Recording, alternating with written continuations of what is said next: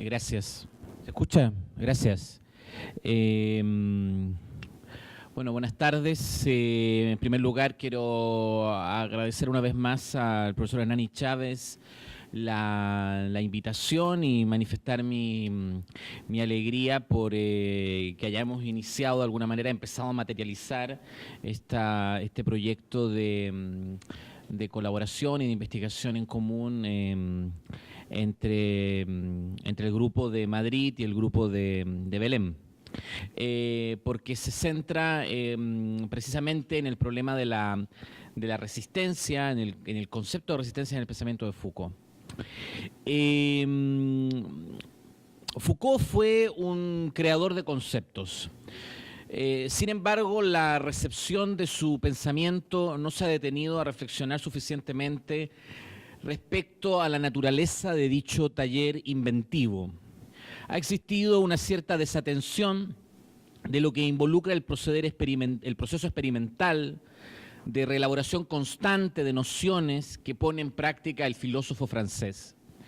Esa permanente transformación de su producción teórica ha sido leída como un itinerario de rupturas y contradicciones o como una incapacidad para ofrecer criterios normativos y universales. No se ha sabido ver en ella una opción sustantiva, una forma de entender la labor del pensamiento y lo que quizás sea más interesante, un modo de definir lo que es un concepto. En tal sentido, quiero defender en este trabajo la hipótesis de que el pensamiento de Foucault opera con la idea de una imposible omnideterminación teórica de los conceptos políticos. Esto sería lo que está en juego de manera decisiva cuando señala, por ejemplo, que su investigación es una analítica del poder y no una teoría del mismo. Una advertencia que quizás nunca ha sido efectivamente tomada en serio por muchos comentaristas. Mi intención en esta intervención consiste en establecer entonces la defectividad del concepto Foucaultiano de resistencia. Esto quiere decir que dicho concepto tendría que ser situado en una doble historicidad, aquella que corresponde a los contextos de producción, circulación y usos, ¿no? Y aquella que se refiere a la contingencia interna de su irrupción y de sus derivas. En ambos casos, el concepto es objeto de una constante reelaboración que acredita tanto la ausencia de una totalidad o plenitud lógica como la necesidad vital de su eficacia. De esta manera, el concepto Foucaultiano de resistencia se inscribe en un régimen discursivo precario de transformación constante, dentro del cual se persigue la reactivación sucesiva del mismo. A continuación presentaré un relato esquemático de esta historia interna del concepto de resistencia, es decir, su gramática dentro de la filosofía de Foucault. Mi segunda hipótesis es la siguiente. El concepto de resistencia que aparece en los textos de Foucault de los años 70 constituye una reactivación del problema de la experiencia del afuera, formulado en los escritos sobre literatura y en los trabajos arqueológicos de los años 60. Para explicar esto último, resulta preciso recordar el juego de lo mismo y lo otro que se expone en la descripción arqueológica de las ciencias humanas respecto a los procesos que han constituido la modernidad y su pensamiento sobre el hombre, y que implican una distinción entre un lenguaje primero, de carácter discursivo, y un lenguaje segundo que expresaría el ser del lenguaje en la literatura. El estudio de las diferentes mutaciones epistémicas en las palabras y las cosas identifica de un modo recurrente la singularidad de una experiencia a otra que escapa al orden propio del sistema, una alteridad que surgiría en la conducción del lenguaje a sus confines. En cada uno de estos casos, la experiencia literaria aparece investida de un doble gesto de ruptura y apertura. Y la labor de la escritura se muestra como una tarea decisiva en la que se bosqueja un compromiso con la transformación de la actualidad. Sin embargo, hay un peligro que subyace en el intento de reflexionar sobre esta experiencia del afuera, pese a todo su poder transgresor. Al respecto, nos advierte Foucault cuando señala la posible reconducción de la experiencia literaria a la idea de interioridad.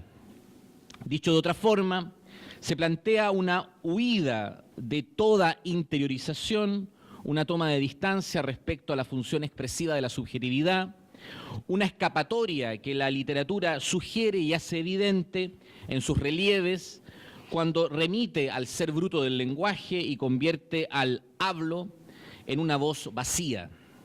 Según Judith Revel, el pensamiento del afuera aparece como una fuerza que erosiona el orden del discurso, como una especie de reabsorción de todas las posibilidades de la diferencia en la transgresión de la dialéctica razón sin razón. El afuera contendría una esperanza de liberación en la cual un individuo singular consigue, especialmente a través de la escritura, interpelar a los dispositivos de identificación, clasificación y normalización del discurso. Habría algo que desborda, excede, fractura la continuidad del pensamiento y su potencia de formalización de lo real. No obstante, Foucault va a descubrir muy pronto los problemas de esta perspectiva. La discontinuidad que introduce la experiencia literaria se encontraría excesivamente apegada al caso radical e impide articular una transgresión más allá de la singularidad extraordinaria o la soledad individual. No existe recomposición que sea posible desde el gesto del hombre infame, ni tampoco hay cabida para un espacio de articulación o intersubjetividad más allá de la dimensión puntual de la dispersión. Además, la cuestión del afuera parece ser cada vez más una ilusión que sitúa la potencia de la creatividad en el margen, o un engaño que define la alteridad como lo monstruoso o lo completamente extraño al orden. La locura o la delincuencia, llegará a decir Foucault, no nos hablan desde una exterioridad absoluta, sino desde el interior de las redes de poder que conforman una sociedad. En este contexto resulta interesante comparar este estudio de la transgresión literaria con el trabajo sobre la situación carcelaria que Foucault efectuó dentro del GIP, el Grupo de Información sobre las Prisiones, a principios de la década del 70. Se podría suponer que en ambos casos se trata de dar cuenta solo del caso individual situado en los márgenes. Pero los cuestionarios utilizados por el GIP y que se aplican a los presos no arrojan como resultado demandas individuales de reforma de las condiciones de la vida carcelaria, sino un complejo proceso de resubjetivación que pretende alcanzar una dimensión colectiva y que denuncia un poder opresivo que se oculta en la justicia, la técnica o el saber. La pregunta entonces sería, ¿en qué consiste esta dimensión subjetiva que reacciona frente al poder y que interpela una racionalidad dominante y la praxis que la acompaña? ¿Cómo entender esta fuerza creativa si prescindimos del mito de la exterioridad y por tanto la inscribimos en el interior de las relaciones de poder? En definitivas cuentas, ¿qué es resistir sin un afuera? Pienso que todo el desarrollo de la analítica del poder es una consecuencia de esta irrupción del problema de la resistencia y una reactivación de la cuestión del afuera que se expresa ahora en términos de una radical desmitificación. En tal sentido, los dos conceptos, poder, resistencia, se hallan articulados y se superponen desde su génesis. La pregunta por el poder siempre va a implicar la pregunta por la resistencia. Si el poder es productivo, la resistencia es inventiva. Si el poder se desplaza, la resistencia es móvil. Si uno viene de abajo, la otra también se distribuye microfísicamente, etc. Es decir, la construcción inicial de ambas categorías ya estaría atravesada por la tautología, en una medida tal que todos los desplazamientos posteriores de la analítica poder-resistencia pueden ser interpretados como un esfuerzo por superar esta relación de identidad. Aún más, podríamos decir que el verdadero interés teórico que subyace en los diagnósticos Foucaultianos sobre los dispositivos de poder tiene que ver con lograr establecer el sentido en que la resistencia podría contener una diferencia. Quisiera en este punto recordar algunos aspectos generales de las primeras formulaciones que Foucault realizó de la analítica del poder. Como sabemos, para el pensador francés el poder es antes que nada una situación. No es algo que se posee, consiste más bien en la articulación de un espacio o una escena. Dicho con más precisión, nadie detenta de manera particular el poder, dado que éste no constituye una propiedad de la cual se pueda disponer. Por el contrario, es una función que se ejerce y se desplaza de manera activa por el territorio de lo social. De tal modo, el Estado, por ejemplo, no se podría entender como un foco que monopoliza el poder, sino que habría que comprenderlo como un efecto de conjunto o una resultante de una multiplicidad de engranajes y de núcleos que se sitúan en un nivel completamente distinto y que constituyen de por sí una microfísica del poder. Aún más, reducir el problema del poder al problema del Estado constituiría un obstáculo metodológico para dar cuenta del control político del cuerpo social. Solamente descartando la idea de un gran poder y asumiendo el carácter plural de las relaciones de poder, parece posible avanzar en la lectura de los mecanismos más intrincados de sometimiento que se ponen en práctica en las sociedades modernas. Por otra parte, la situación que el poder representa posee un carácter estratégico, lo cual se traduce en que las relaciones de poder han de ser pensadas como relaciones de fuerza que se ejercen sobre los cuerpos y de acuerdo a ciertos fines tácticos. Por eso, el término estrategia debe ser acogido en toda su acepción bélica. Dicho sentido sería el que mejor dibuja los desplazamientos, las tensiones y las variaciones que se dan en el espacio abierto de las relaciones de poder.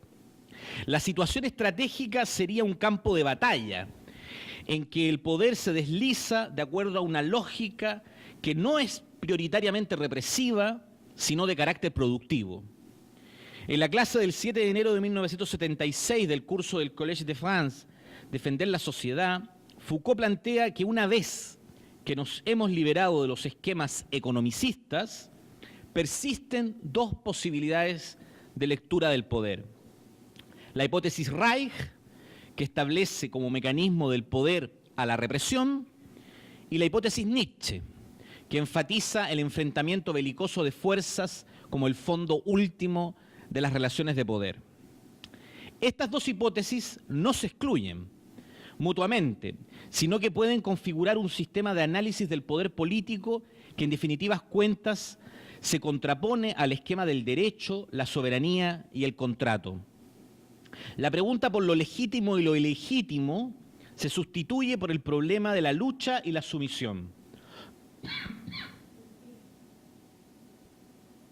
Sin embargo, en este mismo curso del año 1976, Foucault señala que el modelo histórico-político sustentado por los conceptos de represión y lucha, lo estoy citando, todavía está insuficientemente elaborado y que incluso dichas nociones deberían llegar a modificarse o tal vez a abandonarse. En el caso de la idea de represión, la crítica tendrá un desarrollo bastante radical y explícito en la investigación Foucaultiana posterior, alcanzando su máxima intensidad con el estudio del dispositivo de la sexualidad. No ocurre lo mismo, esto es muy importante, no ocurre lo mismo en el caso de la interpretación de las relaciones de poder desde la metáfora de la guerra. Al respecto, la perspectiva de Foucault es mucho más compleja y en algunas oportunidades ambivalente. Las relaciones de poder involucrarían una batalla, que nunca se interrumpe, para dar lugar a un orden exento de dominación. De hecho, la resistencia consistiría aquí en una activación permanente de la guerra frente a cualquier discurso o práctica que pretenda introducir la ficción de la paz o la simulación de una tregua.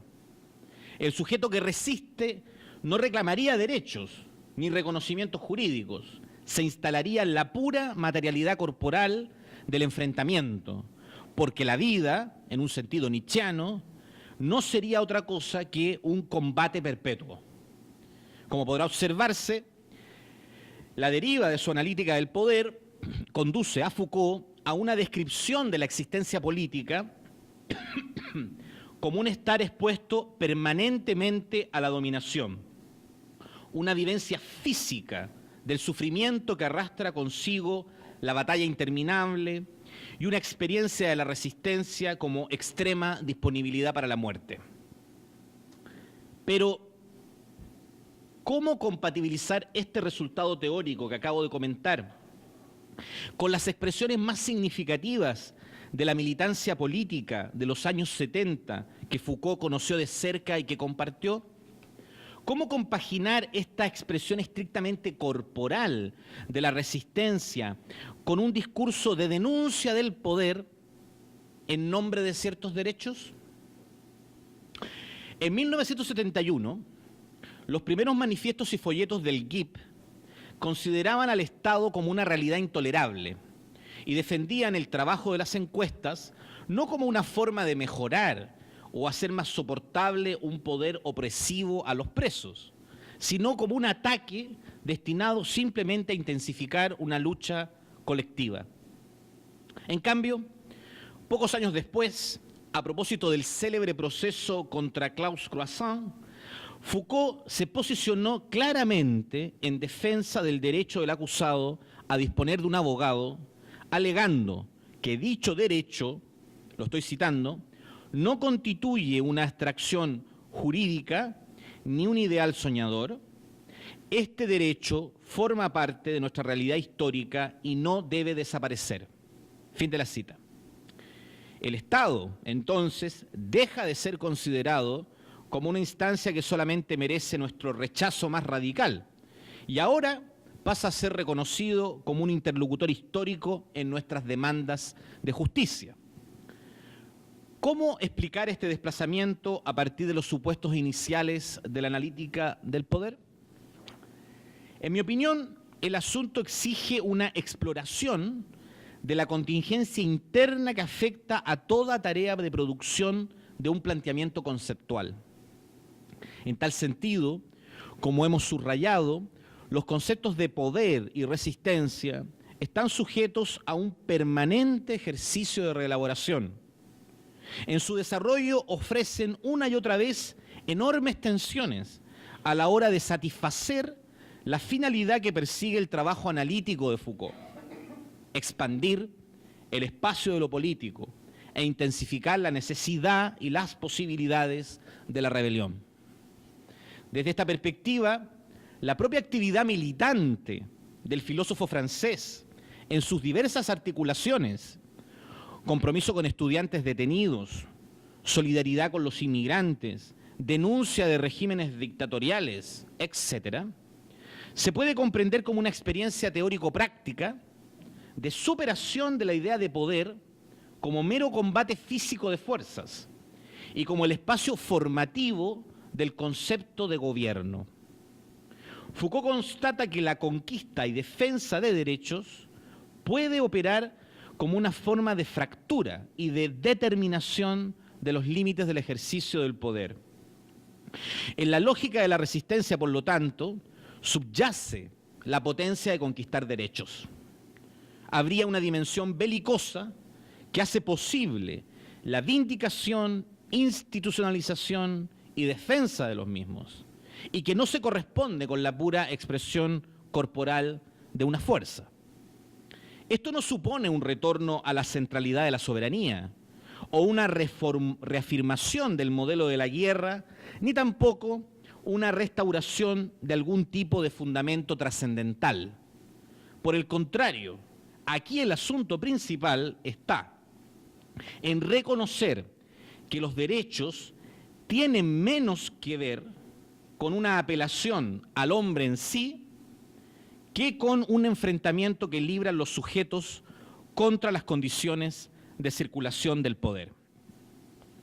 Dichas condiciones son las acciones de individuos e instituciones que pretenden producir comportamientos, es decir, que intentan asegurar y reforzar espacios de gobierno y administración de la vida.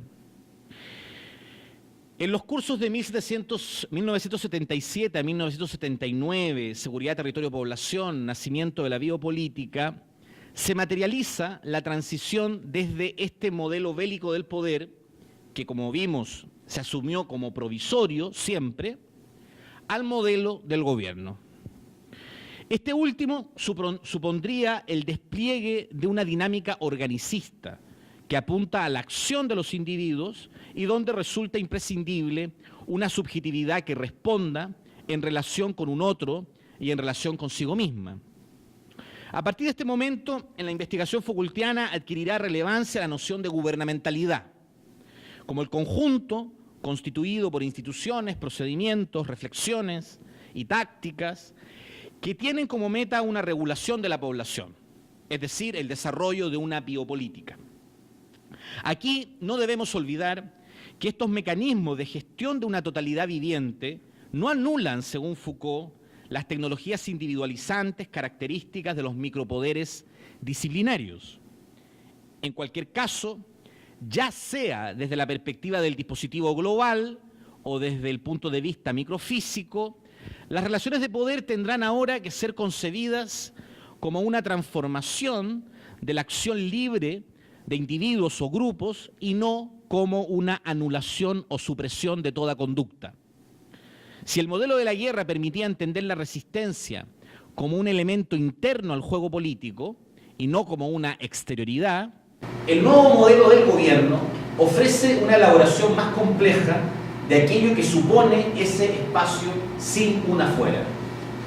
Por resistencia, cabría entender ahora la elección posible que condiciona el contenido táctico de una tecnología de poder y también la reacción inesperada que determina su fracaso. Es decir, la relación de poder sería una acción que opera sobre las acciones eventuales o actuales de los individuos. Esto implica que la relación de poder, para ser tal, exige el reconocimiento del otro como sujeto de acción y al mismo tiempo que ante esta relación se abra un campo de respuestas, efectos y posibles invenciones. La afirmación de Foucault es rotunda. Cito: el poder no se ejerce más que sobre sujetos libres y en tanto que son libres. Fin de la cita. Por esa razón, ni la figura de la violencia ni la del consenso permiten definir el modo del ejercicio del poder, puesto que éste se despliega siempre sobre un campo de posibilidades. La relación con el otro en este contexto no consiste en la destrucción, ni en una oposición entre elementos, ni tampoco en el encuentro y la reconciliación de las partes dentro de una supuesta comunidad discursiva. Ante el otro opera más bien la provocación, la incitación o la seducción. Dicho de otro modo, las relaciones de poder son formas de conducción de conductas que necesitan para funcionar de la virtualidad del comportamiento y por ende no anulan aquello sobre lo que actúan. En la violencia y en el consenso, por el contrario, se suspende este intento de determinación de la conducta del otro. El juego estratégico queda cerrado por la fuerza ciega que cercena toda posibilidad o permanece suspendido por la tregua del acuerdo. Cuando afirma que en el juego estratégico la libertad aparece como condición de existencia del poder, es decir, cito, es necesario que haya libertad para que el poder se ejerza. Fin de la cita. Si el poder solo se ejerce sobre aquel que aún tiene cierta posibilidad de elección, debemos concluir que la libertad es un principio operativo del poder. Esta afirmación radical de la libertad abre en el seno de las determinaciones históricas, sociales y políticas las condiciones para una experiencia de la resistencia como práctica que prescinde de la ilusión del afuera y del sueño de un retorno a un estado natural sin servidumbre. La realidad de lo político queda estructurada como un orden estrictamente inmanente, saturado de relaciones de fuerza, enfrentamientos siempre irreversibles, una lucha perpetua y multiforme en donde las relaciones de poder suscitan necesariamente un modo de contestación. Habría un agonismo entre relaciones de poder e intransitividad de la libertad que tiene como telón de fondo la multiplicación de los procedimientos de gobierno de los individuos o las poblaciones y su constante derrocamiento.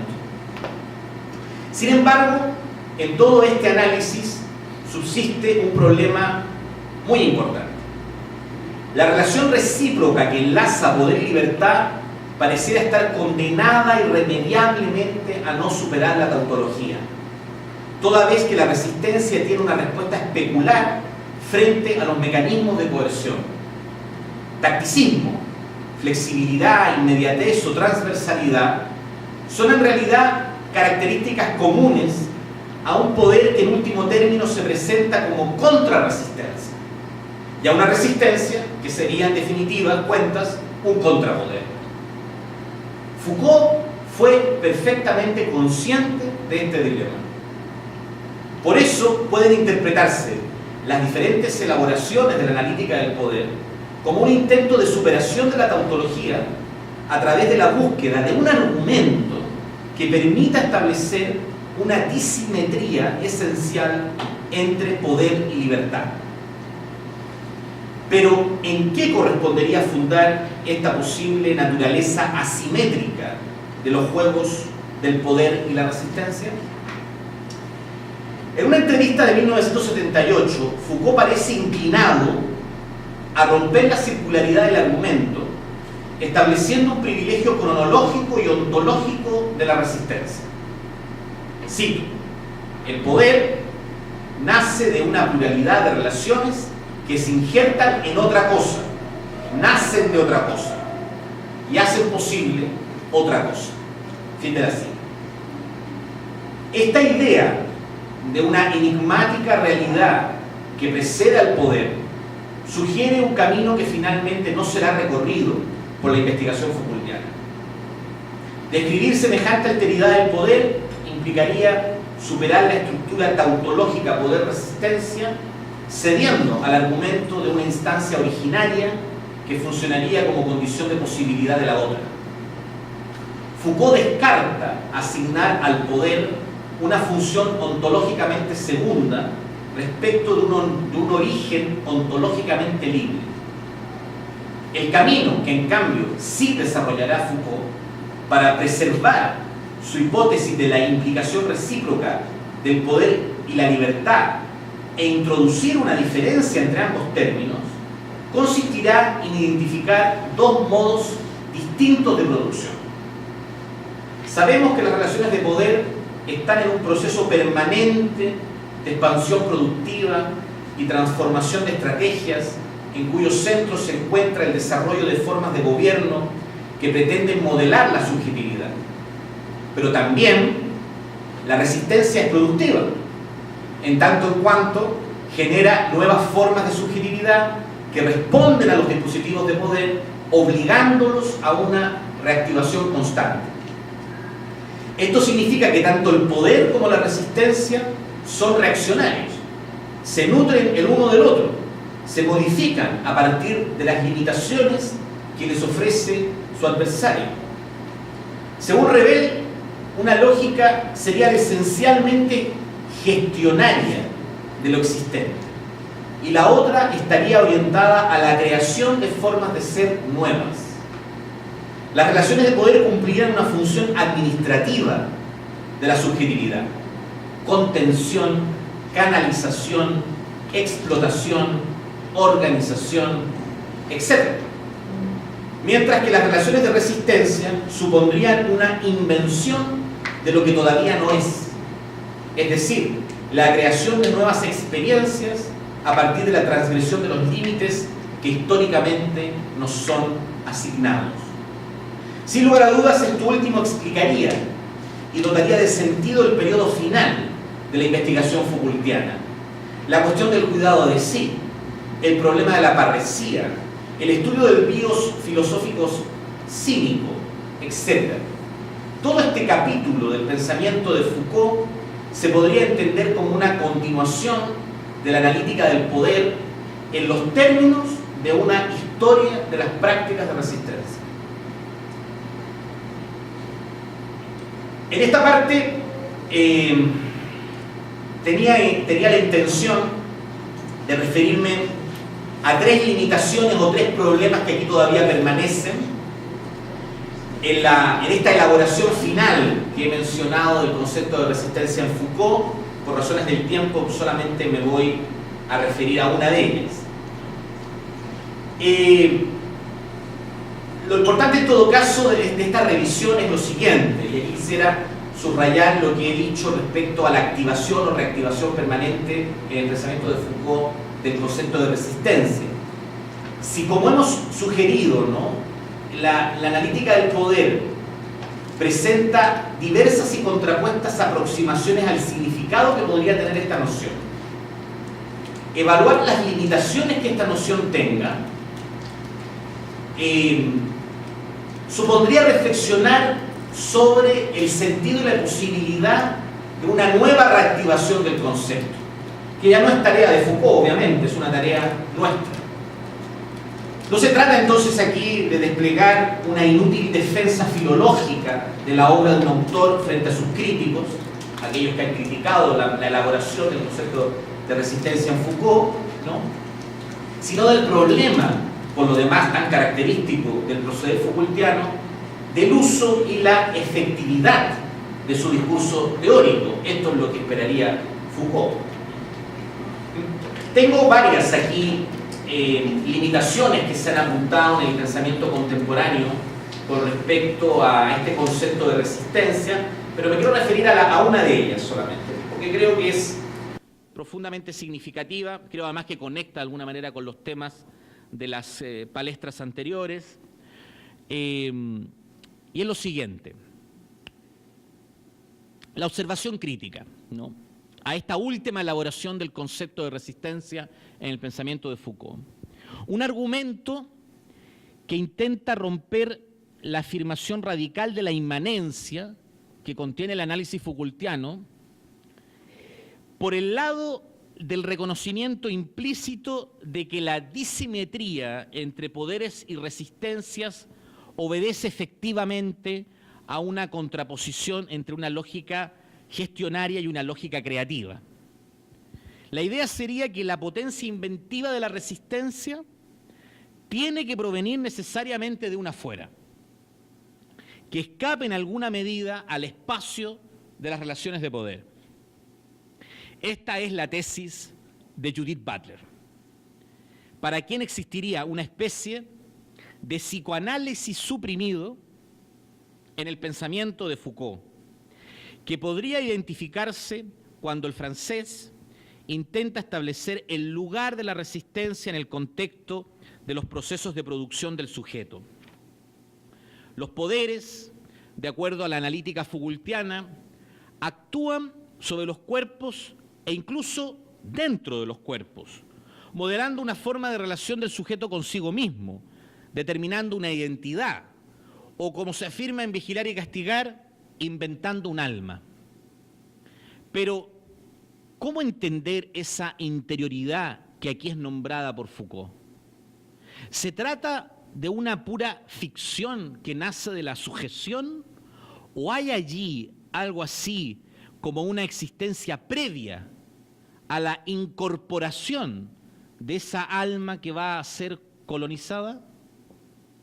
¿Sobre qué materialidad se instalan, operan y se multiplican los dispositivos de poder antes que emerja un cuerpo disciplinado o un individuo obediente?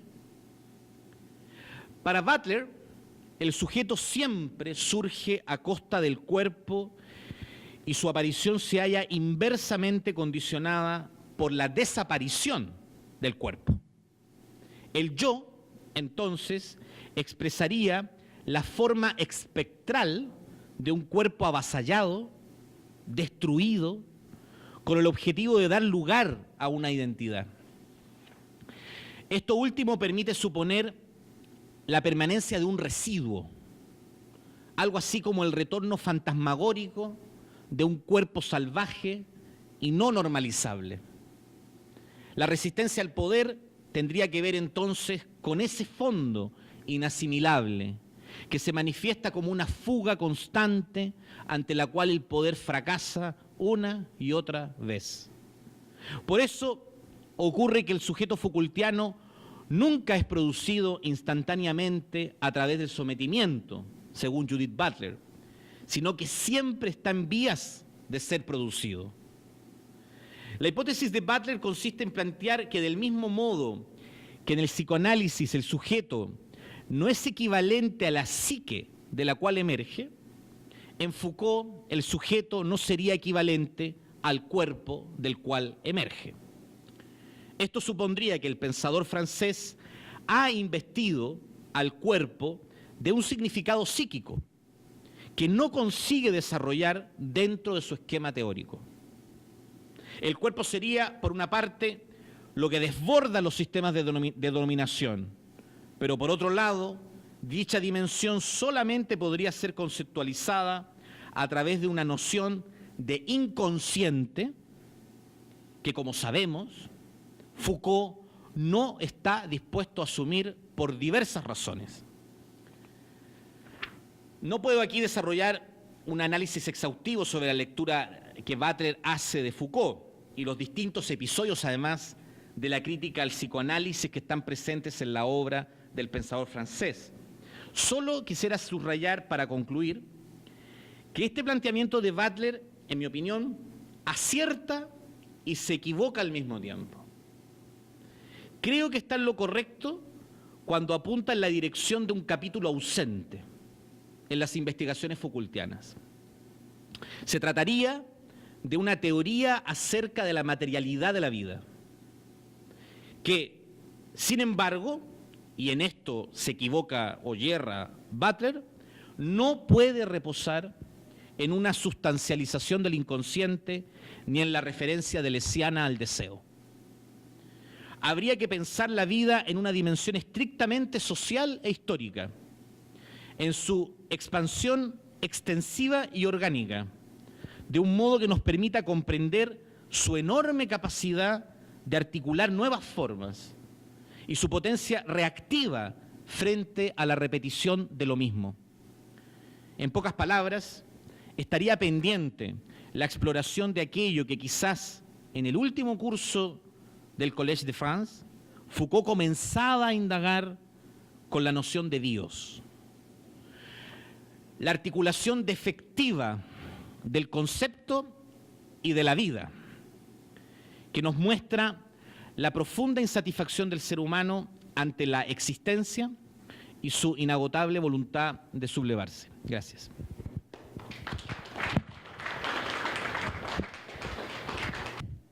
O cuidado de si e a vida dos cínicos é como uma continuidade da análise do poder, é como uma prática da resistência.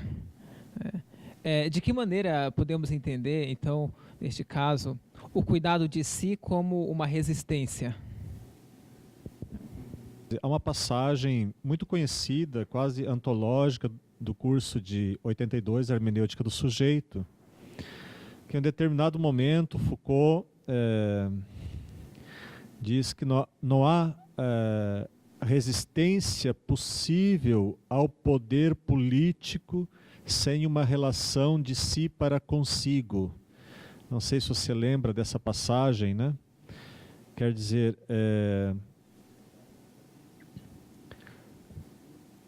que não há uma resistência possível, efetiva ao poder político no interior na imanência da própria política, né? mas que essa eficácia dessa resistência ao poder político se encontraria talvez num outro domínio, que é o domínio propriamente da ética, no sentido Foucaultiano, evidentemente, que é essa relação de si para consigo. E esse si para consigo, aí eu interpretaria, nesse caso, entre a recalcitrância do querer e a intransigência da liberdade, quer dizer, essa relação do indivíduo consigo mesmo, que daria uma certa efetividade à resistência desse indivíduo ao poder político. Eu perguntaria se não encontraríamos aí justamente nessa passagem, no curso de 82, uma possível saída para essa tautologia, né, que você invoca, sobretudo relacionado à relação de imanência entre poder e resistência nos anos 70, e todas as implicações e dificuldades apontadas pelo Deleuze, né? Foucault não era capaz de superar essa relação, quer dizer, não encontraríamos aí, eu não sei se eu poderia chamar isso de fora, talvez não, né? Mas, no meu modo de entender, não seria tautológico, né? Não sei também se seria necessariamente criativo, né? Eu não sei se o poder é gestionário e a resistência criativa, assim, de uma maneira tão simples. Mas me parece que aí nós temos, no meu modo de entender, claramente uma relação entre duas formas de resistência. Quer dizer, é uma resistência política que tem como condição uma resistência que envolve uma relação de si para consigo. Não sei se me fui claro, né? Então, se a transgressão, se a relação com o fora, lá nos anos 60, poderia demarcar um pouco isso, me parece que nos anos 80, essa passagem ela denota uma certa saída, essa tautologia que você invoca, né? Bom. Bien, bueno, son dos preguntas que están muy relacionadas, ¿no? ¿Cómo entender la cuestión de la resistencia desde el concepto del cuidado de sí o desde el llamado último Foucault, ¿no? Yo creo que, bueno, César mencionaba este célebre comentario de Deleuze, ¿no? De que Foucault llegó a un punto en el cual encontró algo así como un límite, ¿no? Una barrera, la barrera del poder, ¿no? Cómo ir más allá, ¿no? De ese espacio que configura el poder y que parece no tener exterioridad, ¿no? En mi opinión, ¿no?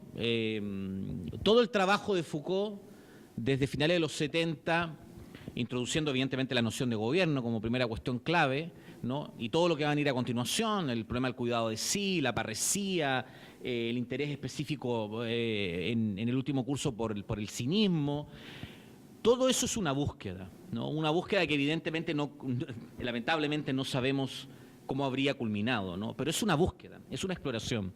Es una exploración que tiene claramente que ver con el problema de la autosubjetivación, ¿no? De la relación del sujeto consigo mismo, de esto que tú llamabas el ámbito ético, ¿no?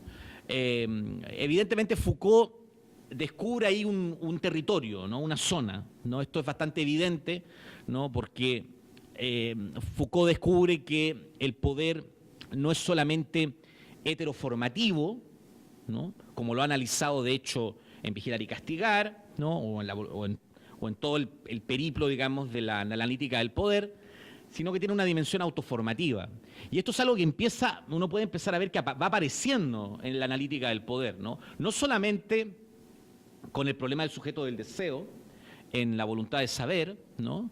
Que ahí sin lugar a dudas estalla esta cuestión de la relación del sujeto consigo mismo, sino incluso antes, en el propio análisis del panóptico, ¿no? Cuando se está hablando de cómo el sujeto introyecta de alguna manera el vigilante, ya está apareciendo esa dimensión de cómo el sujeto se vincula consigo mismo, ¿no? Lo que ocurre es que el dato que tenemos sobre la mesa, cuando identificamos la autosubjetivación, es que la autosubjetivación está normada, es decir, está colonizada por los aparatos de poder, ¿no? Entonces, de ahí la necesidad de hacer su genealogía, ¿no?, para buscar justamente otras modalidades de autosubjetivación, ¿no?, que no entren en la racionalidad científica, normativa, ¿no?, etcétera, etcétera, ¿no? Y esto explica el viaje de Foucault, el viaje final de Foucault, ¿no?, donde van apareciendo muchos elementos en el camino, emerge la categoría de parresía, ¿no?, pero ahí hay una exploración, porque yo creo que Foucault advierte, ¿no?, como tú lo has dicho, César, que finalmente, ¿no?, ese espacio de la relación del sujeto consigo mismo es un espacio decisivo para el problema del poder, ¿no? Porque el problema del poder no es simplemente el problema del enfrentamiento con algo exterior, no es solamente el problema de la guerra o el problema de la forma de cómo se puede construir derechos, ¿no?, lo que estaba comentando yo, sino finalmente es el problema de cómo te relacionas contigo mismo, cómo te vinculas contigo mismo, ¿no? Cómo en ti mismo generas la subversión respecto a los elementos que están operando del poder en nosotros en tanto que individuos, ¿no? Ese es el desafío, sin lugar a dudas, ¿no? Lo que ocurre es que yo tengo mis dudas aquí con algo, y voy a ser muy directo y muy transparente en plantear mi inquietud, ¿no? Porque son dudas que uno no tiene, ya sabes, ¿no?, uno en esto investiga y no tiene las cosas a veces muy resueltas, ¿no? Cuando uno, lo digo en el siguiente sentido, de que la vía de la resistencia sea sencillamente esto que yo he enunciado, ¿no? Es decir, como yo lo comenté de alguna manera muy rápidamente en el curso, que sea finalmente relaciónate contigo mismo de otra manera, ¿no? Construye una autosubjetivación diferente, ¿no? Mira estas prácticas de libertad que de alguna manera nos ofrece Foucault cuando analiza las tradiciones grecorromanas, estoicas, ¿no? Me genera mis dudas por lo siguiente, porque justamente una de las características fundamentales del actual régimen gubernamental dominante, ¿no?, es su tecnología del yo, ¿no? Y esa tecnología del yo, como tú lo decías muy bien, César, en tu palestra, es una tecnología del yo vinculada a la autoformación, el empresario de sí, la modelación de sí mismo, ¿no? Todas estas opciones, ¿no? Entonces, tengo muy claro, no cometo el error de pensar que hay una similitud en lo que está diciendo Foucault y esto, ¿no? Porque evidentemente las prácticas del cuidado de sí son prácticas que pretenden ser emancipadoras, ¿no? Y las prácticas del capital humano, las prácticas del empresario de sí son fundamentalmente de inserción en un orden económico, ¿no? Por lo tanto, realmente no son emancipadoras, ¿no? Sin embargo, veo un problema ahí, ¿no? Veo un problema para justamente dotar de una fundamentación filosófica, ¿no?, de una conceptualización filosófica, el concepto de resistencia, ¿no? Entonces, por eso decía esto hace un momento atrás, que yo creo que aquí estamos en un escenario que ya no es, evidentemente es un escenario que Foucault no pudo conocer, ¿no? Foucault alcanzó a vislumbrar la emergencia del neoliberalismo, pero su despliegue, las características de su biopolítica, su enorme complejidad, la devastación planetaria que esto está produciendo, ¿no?, Foucault no lo pudo observar, ¿no? Entonces, nuestro desafío intelectual con el pensamiento de Foucault, me parece a mí, es cómo reactivamos ese concepto a la luz de los elementos que tenemos en juego. Y aquí yo tengo, y con esto concluyo,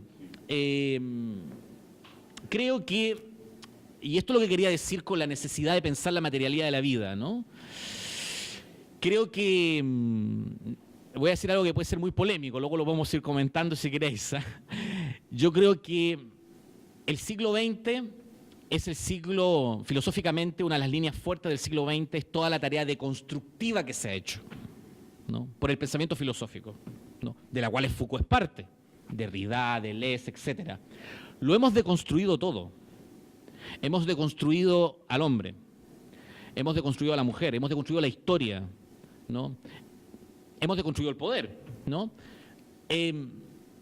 La pregunta que yo me haría es si no necesitamos, frente al escenario de la catástrofe, que es el escenario en el cual estamos en el mundo contemporáneo, si no necesitamos de alguna manera un tipo de filosofía, ¿no?, que sin evidentemente retornar a los universales, a los esencialismos, no estoy hablando de esto evidentemente, ¿no?, se ponga a pensar o a reconsiderar la tradición de una manera tal, ¿no?, que no sigamos deconstruyendo.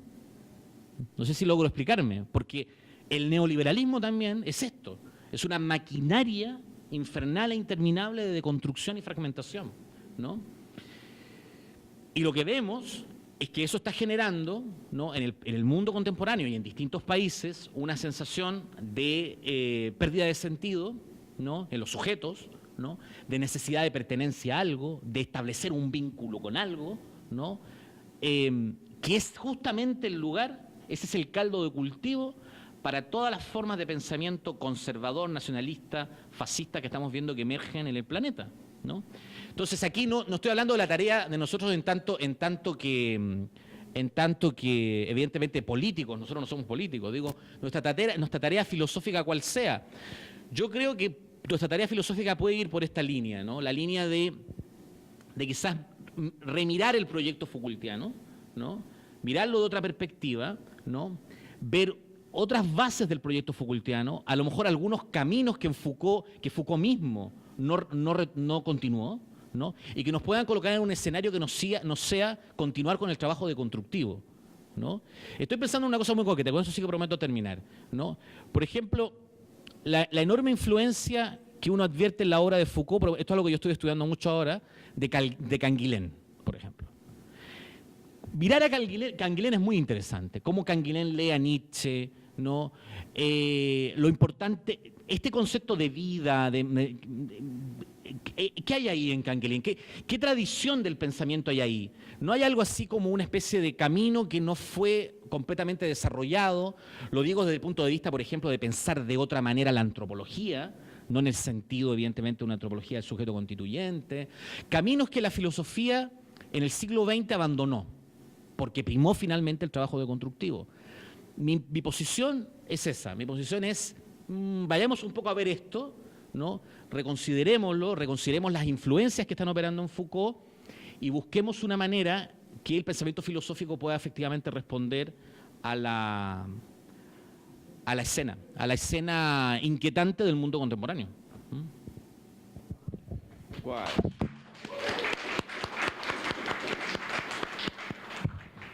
Ufa, sem delongas, sem mais palavras. Muito obrigado a todos aqueles que estiveram presentes nesses 3 dias, ou que estão aqui hoje apenas, e agradeço muito, do fundo do coração. E aos convidados, a Rodrigo, que fez essa longa viagem. Não tão longa, né? Porque de Lisboa até aqui só 7. Pois é, né? Muito obrigado mesmo. Vamos lá.